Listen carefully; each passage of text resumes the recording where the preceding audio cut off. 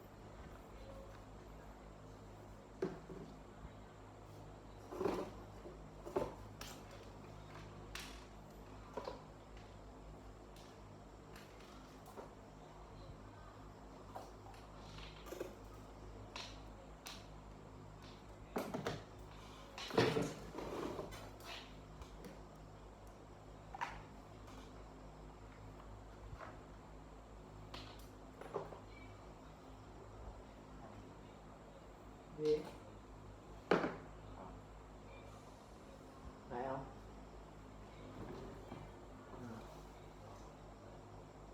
Chưa làm nãy không? Ở cái mũi nữa luôn. Nè.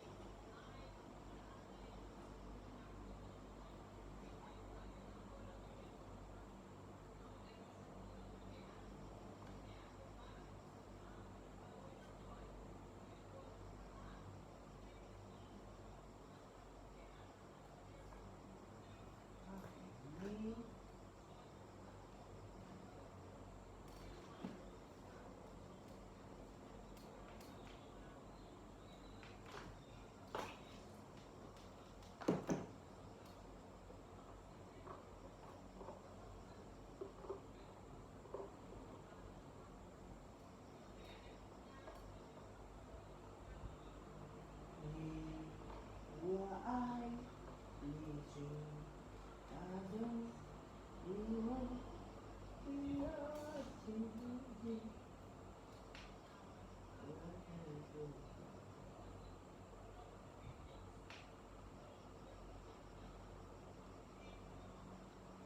thà để ta phụ người chứ đừng để người phụ ta.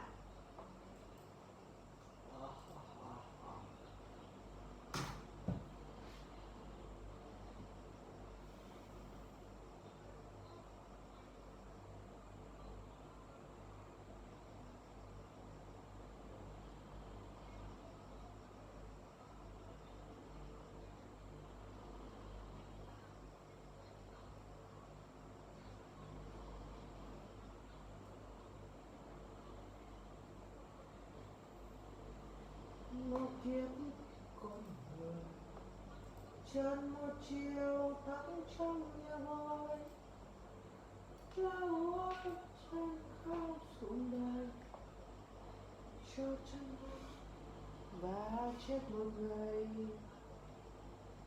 hạt bụi nào xót xa tim tôi để một mái tôi về làm cát bụi. Ôi cát bụi thềm vết mực nào xa nhau.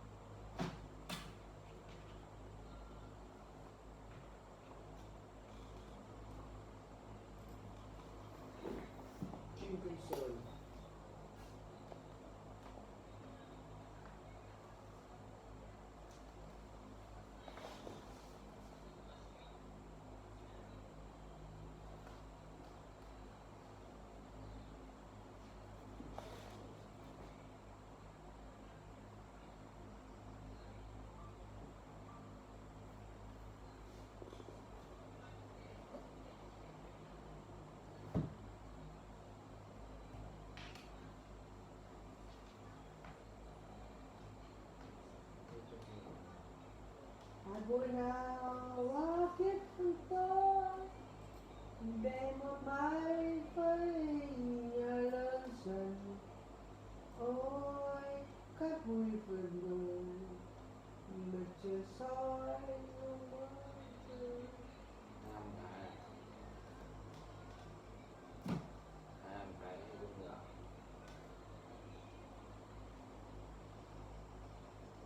Ôi các vui phần người.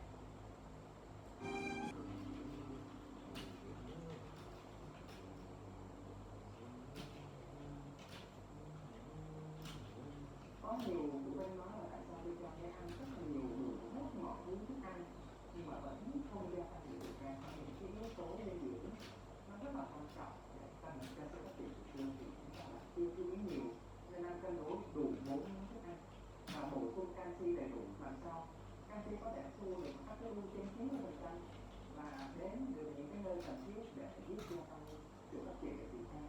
Viên uống huyết tiên thì chứa những thành phần rất là quan trọng trong một cái sản phẩm để giúp cho bé có sự cải thiện về vấn đề phát triển thịt heo. Nên Ghê rồi à.